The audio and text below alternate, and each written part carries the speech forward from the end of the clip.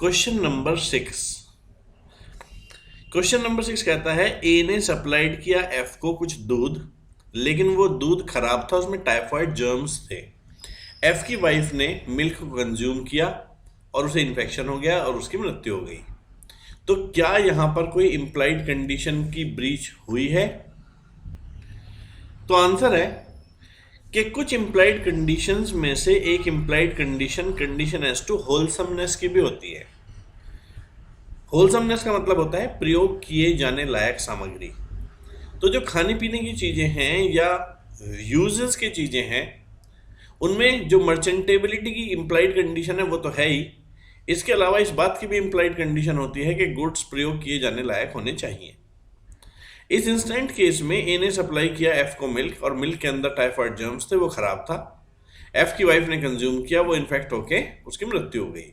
तो यहां implied condition as to fitness का ब्रीच हुआ है, implied condition as to wholesomeness का ब्रीच हुआ है, इसीलिए डैमेजेस पेमेंट की बात यहां पर आ जाती है। Question number 7। क्वेश्चन नंबर 7, एक कंपनी ने सोल्ड किए कुछ शूज जो कि स्पेशल सोल के बने हुए थे फ्रेंच आर्मी के लिए।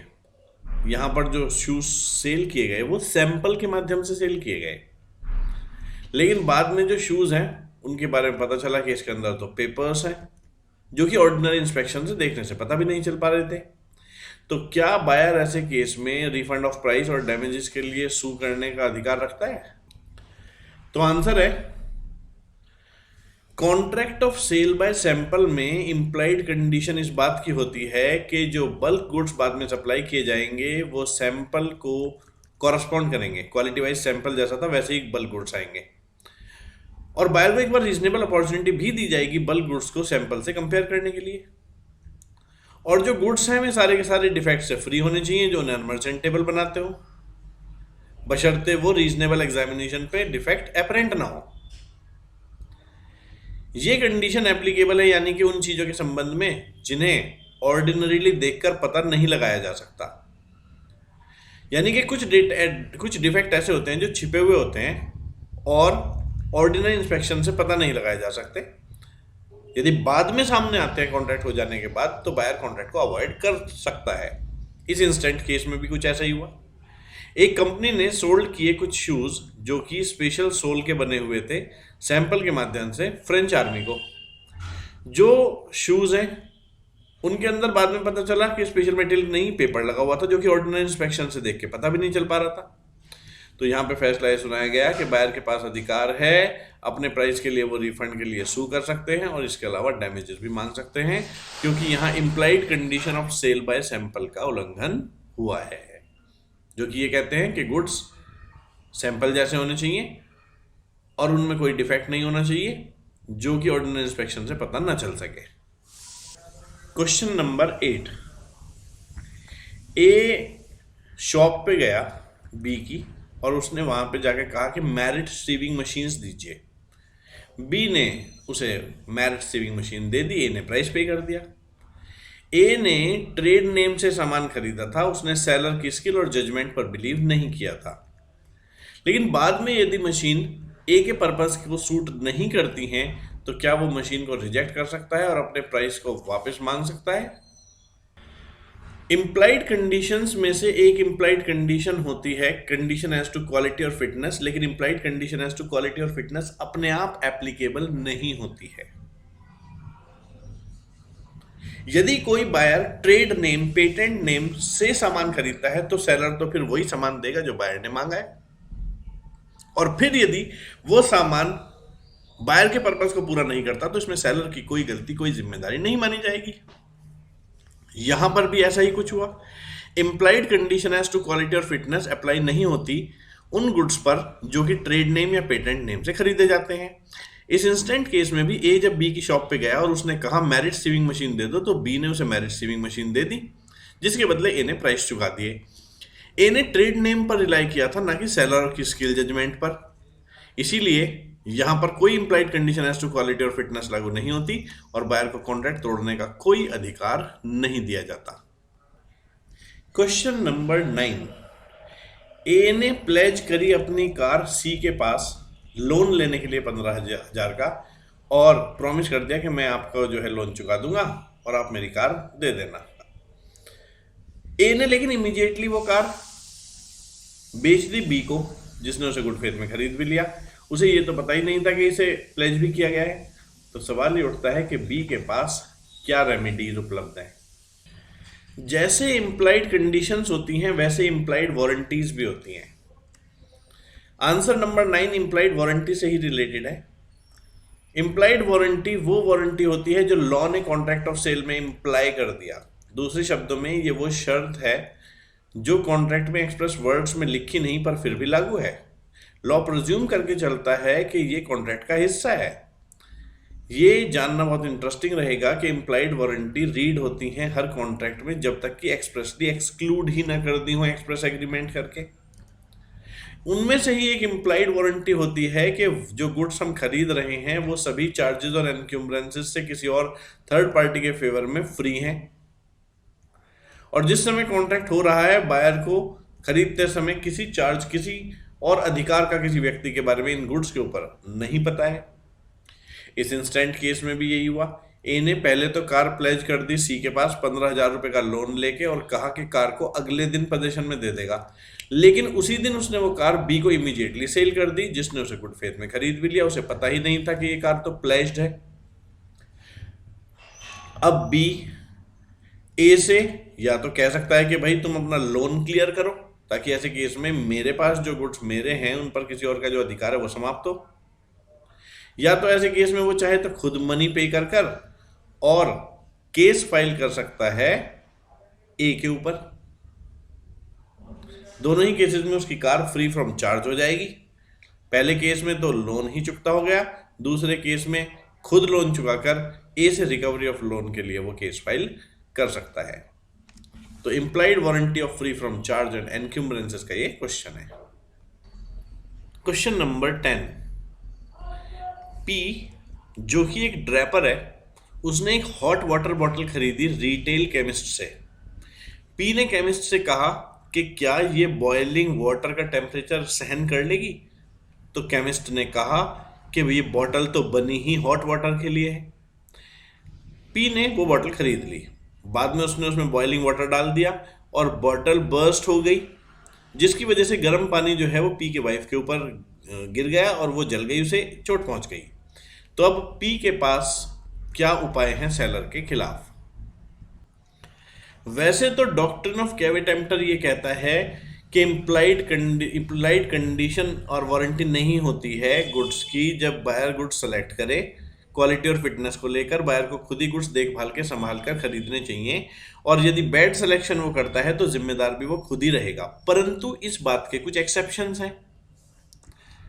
ये कहते हैं जहां पर बायर सेलर को बता देता है पर्टिकुलर पर्पस जिसके लिए उसे गुड्स चाहिए, और वो ये भी शो करता है कि मैं रिलाय कर रहा हूं सेलर की स्किल और जजमेंट पर उस डिस्क्रिप्शन के गुड्स बेचने के लिए जिस तरह के गुड्स बेचना और सप्लाई करना सेलर का काम है। तो फिर ड्यूटी बनती है सेलर की कि वो सप्लाई करे ऐसे गुड्स जो रीजनेबली बायर के पर्पस को सूट करें। इस इंस्टेंट केस में भी पी जो कि एक ड्रैपर है उसने परचेज करी hot water bottle retail chemist से, और जब उसने खरीदी तो उसने कहा था कि क्या ये गर्म पानी का बॉइलिंग वाटर का टेम्परेचर सहन कर लेगी, तो केमिस्ट ने कहा था ये तो बनी ही हॉट वाटर के लिए है। लेकिन बाद में जब बॉटल बर्स्ट हो गई और गर्म पानी पी की वाइफ के ऊपर गिरा और उसे इंजरी पहुंच गई, तो हम कहेंगे कि यहाँ पर डॉक्ट्रिन ऑफ कैवे टेम्पटर लागू नहीं है और जिम्मेदारी सेलर की ही रहेगी। तो फैसला भी यही हुआ कि केमिस्ट ही लायबल है पे करने के लिए डैमेजेस पी को, क्योंकि उसे पहले से ही पता था कि जो बॉटल परचेज कर रही हैं वो हॉट वाटर बॉटल के रूप में इस्तेमाल नहीं हो सकती कि वो बॉइलिंग वाटर टेम्परेचर पानी का सह ले। इसीलिए गलती सेलर की है, जिम्मेदार भी सेलर ही रहेगा। तो हेलो बच्चों, हम लोग अब नया चैप्टर जो कंडीशन एंड वारंटी है सेल्स ऑफ गुड्स एक्ट का सेकंड चैप्टर, उसके सिचुएशन बेस्ड क्वेश्चंस पढ़ने जा रहे हैं। बहुत इंपॉर्टेंट टॉपिक है कंडीशन एंड वारंटी। तो इस वीडियो को हम शुरू करते हैं। यहाँ सबसे पहला क्वेश्चन दिया गया है, राम ने कंसल्ट किया श्याम से जो कि एक मोटर कार डीलर है कि एक सुटेबल कार चाहिए और वो भी टूरिंग पर्पस के लिए, ताकि हम अपने प्रोडक्ट की सेल बढ़ा सकें। कार खरीदे जाने पर लेकिन वो अनफिट रही टूरिंग पर्पस से। तो यहां पर जो टर्म कार है वो कंडीशन है या वारंटी है कॉन्ट्रैक्ट के लिए? तो आंसर है कि जो शब्द कंडीशन है उसे सेक्शन 12 के सबसेक्शन 2 में डिफाइन किया गया है और कहा गया है कि कंडीशन वो शर्त होती है जो कॉन्ट्रैक्ट के मेन पर्पस के लिए जरूरी है। और ये शर्त इतनी जरूरी है कि यदि इसी शर्त की ब्रीच हो गई तो कॉन्ट्रैक्ट को रेपुडिएटेड या कैंसल्ड माना जा सकता है। यहां बताए गए केस के अनुसार राम ने कंसल्ट किया श्याम से, जो कि एक मोटर कार डीलर है, कि एक ऐसी कार चाहिए जो टूरिंग पर्पस के लिए सुटेबल है ताकि वो अपनी सेल्स को प्रमोट कर सके। सपोज श्याम ने सजेस्ट करी मारुति कार और राम ने अकॉर्डिंगली उसे खरीद भी लिया श्याम से। कार बाद में पता चली कि वो तो टूरिंग पर्पस के लिए अनफिट थी। यहां जो वर्ड है कार सुटेबल होनी चाहिए टूरिंग पर्पस के लिए, यही तो कॉन्ट्रैक्ट करने की कंडीशन है। और ये इतनी इंपॉर्टेंट है कि यदि यही पूरी नहीं हुई तो कॉन्ट्रैक्ट का पर्पस ही खत्म हो जाएगा जिस पर्पस के लिए राम ने कार खरीदी है। तो यहां पर यदि अनफिट है वो टूरिंग पर्पस के लिए तो ये कंडीशन है, क्योंकि ये सबसे इंपॉर्टेंट शर्त है कॉन्ट्रैक्ट करने की। इसीलिए यदि यही पूरी नहीं हुई तो राम के पास अधिकार आ जाएगा, वो कार को रिजेक्ट कर अपने प्राइस को वापस क्लेम कर सकता है। क्वेश्चन नंबर 2, ए एग्री हो जाता है सप्लाई करने के लिए 10 bags of first quality sugar और रेट था 625 पर बैग, लेकिन बाद में वो सप्लाई करता है केवल सेकंड क्वालिटी शुगर जिसका प्राइस था 600 रुपये पर बैग। तो बताएं यहाँ कैसी ब्रीच हुई और उसकी रेमेडी क्या है? एक्चुअली कंडीशन जो है वो एक शर्त है जो कॉन्ट्रैक्ट के मेन पर्पस के लिए ज़रूरी है। यदि कंडीशन की ब्रीच हुई तो कॉन्ट्रैक्ट को तोड़ा जा सकता है। जैसे यहाँ पर ए एग्री हो गया था सप्लाई करने के लिए 10 bag of first quality sugar 625 पर बैग के हिसाब से, पर उसने सप्लाई केवल सेकंड क्वालिटी शुगर ही करी जिसका प्राइस था 600 पर बैग। तो हम यहाँ कह सकते हैं यहाँ ब्रीच ऑफ कंडीशन है और बायर गुड्स को रिजेक्ट कर सकता है। यदि बायर इलेक्ट करता है तो वो उसे ब्रीच ऑफ वारंटी की तरह ट्रीट करके एक्सेप्ट भी कर सकता है सेकंड क्वालिटी शुगर, पर फिर उसे केवल डैमेज मिलेंगे 25 रुपये पर बैग के हिसाब से। तो यहाँ पर वो चाहे तो कॉन्ट्रैक्ट को तोड़ सकता है क्योंकि कंडीशन पूरी नहीं हुई, या फिर वो कंडीशन को वारंटी की तरह ट्रीट कर केवल डैमेज लेकर कॉन्ट्रैक्ट को स्वीकार भी सकता है। क्वेश्चन नंबर 4, यदि ए सेल करता है बी को टिन्स कुछ कंडेंस्ड मिल्क के जिन पे लेबल्ड था CDF ब्रांड, लेकिन बाद में पता चला कि ये तो किसी एन कंपनी के ट्रेडमार्क का इन्फ्रिंजमेंट हो रखा है, उल्लंघन हो रखा है, तो क्या बी ऐसे केस में एंटाइटल्ड है गुड्स को रिजेक्ट करने के लिए, लेबल्स हटवाने के लिए, डैमेज लेने के लिए, क्योंकि जो टिन है वो उस ब्रांड का नहीं है जिसका बताया जा रहा था? आंसर नंबर 4, एक वर्ड होता है इम्प्लाइड कंडीशन। जब हम इम्प्लाइड कंडीशन की बात करते हैं तो इम्प्लाइड कंडीशन है कि सेलर के पास राइट है गुड्स सेल करने का उस समय जिस समय प्रॉपर्टी इन गुड्स ट्रांसफर हो रही होगी, और यदि सेलर का टाइटल निकलता है किसी भी कारण से डिफेक्टिव तो बायर के पास अधिकार है कि वो गुड्स लौटा सकता है ट्रू ओनर को और सेलर से अपने प्राइस रिकवर कर सकता है। इस इंस्टेंट केस में भी ए ने सेल किए बी को टिन्स कंडेंस्ड मिल्क के जिन पर लेबल्ड था CDF ब्रांड, और बाद में पता चला कि ये तो एन कंपनी के ट्रेडमार्क का उल्लंघन है। तो यहां तो इंप्लाइड ब्रीच हुई कंडीशन एज टू टाइटल की, और यहां पर ए के पास राइट है गुड्स को नहीं बेचने का, ए के पास मतलब राइट नहीं है, इसलिए ब्रीच हुई है कंडीशन की। बी ऐसे केस में इंटाइटल्ड हो जाता है गुड्स को रिजेक्ट करने का, लेबल को हटाने का और डैमेजेस ले लेने का। यदि सेलर के पास कोई टाइटल नहीं होता तो बायर के पास अधिकार है कि वो ट्रू ओनर को भी गुड्स सौंप सकता है और अपने प्राइस जो सेलर से पे कर दिए थे उन्हें भी रिकवर कर सकता है। तो इस इंस्टेंट केस में भी बी के पास ऐसा अधिकार रहेगा। क्वेश्चन नंबर 3, पहले क्वेश्चन नंबर 4 पढ़ लिया हमने, अब पढ़ते हैं क्वेश्चन नंबर 3। ए ने परचेज किया एक ट्रैक्टर बी से और बी के पास उसका कोई ओनरशिप या टाइटल नहीं था। 2 महीने बाद ट्रू ओनर ने उस ट्रैक्टर को कहीं पर स्पॉट किया मार्केट में खड़े हुए और ए से उसे वापस मांगा। तो क्या ए ट्रैक्टर को लौटाने के लिए जिम्मेदार है? एक इंप्लाइड कंडीशन होती है जिसे हम बोलते हैं implied condition as to title, और implied condition as to title का मतलब होता है कि जो सेल कर रहा है ये मान के चला जाता है कि वो सेल करने का अधिकार भी रखता है क्योंकि वो गुड्स का ओनर है, और यदि टाइटल बाद में डिफेक्टिव निकलता है तो परचेजर के पास कॉन्ट्रैक्ट तोड़ देने का अधिकार होता है। और यदि उसे ट्रू ओनर के बारे में पता है तो वो ट्रू ओनर को भी वो गुड्स लौटा देता है। इस प्रेजेंट केस में भी ऐसा ही हुआ कुछ।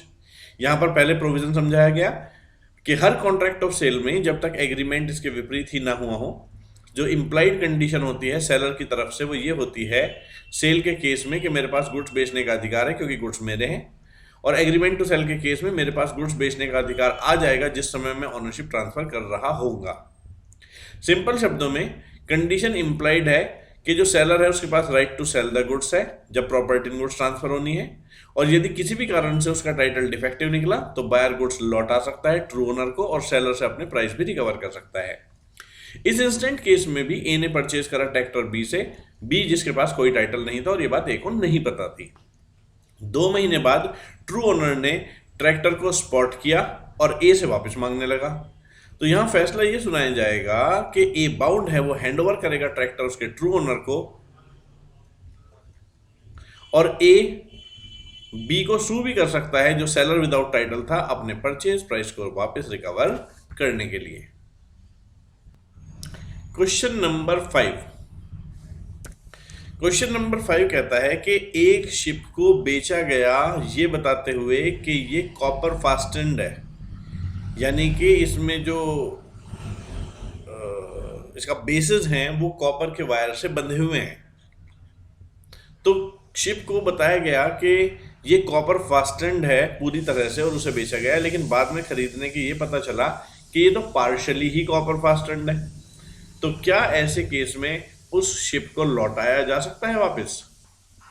तो आंसर नंबर 5, बहुत सारी इंप्लाइड कंडीशंस में से एक कंडीशन सेल बाय डिस्क्रिप्शन की भी होती है, और ये कहा जाता है कि जहां पर कॉन्ट्रैक्ट हो रहा है गुड्स को सेल करने का और डिस्क्रिप्शन उनकी दी जा रही है सेलर के द्वारा, तो इस बात की इंप्लाइड कंडीशन है कि गुड्स कॉरस्पॉन्ड करने चाहिए डिस्क्रिप्शन को भी, यानी कि जैसे गुड्स बताए जा रहे हैं वैसे गुड्स होने भी चाहिए। ये रूल बेस्ड है सिद्धांत पर कि यदि आप कॉन्ट्रैक्ट कर रहे हैं मटर बेचने के लिए तो ऐसे केस में आप बाद में बायर को बीन्स खरीदने के लिए नहीं कह सकते, क्योंकि मटर बताए थे तो मटर ही बेचने पड़ेंगे। बायर बाउंड नहीं है स्वीकारने के लिए और पेमेंट करने के लिए गुड्स जो कॉन्ट्रैक्ट के डिस्क्रिप्शन के हिसाब से नहीं है। यहां पर इस इंस्टेंट केस में भी शिप जो कॉन्ट्रैक्ट किया जा रहा था बेचने के लिए उसे कॉपर फास्टेंड वेसल बताया जा रहा था, बल्कि वो एक्चुअली पार्शली ही कॉपर फास्टेंड था। तो यहां फैसला ये रहेगा कि गुड्स क्योंकि डिस्क्रिप्शन को कॉरस्पॉन्ड नहीं कर रहे हैं इसीलिए वे लौटाए जा सकते हैं, और यदि बायर गुड्स रखना चाहता है तो रख तो सकता है लेकिन डैमेज लेने का उसे अधिकार रहेगा।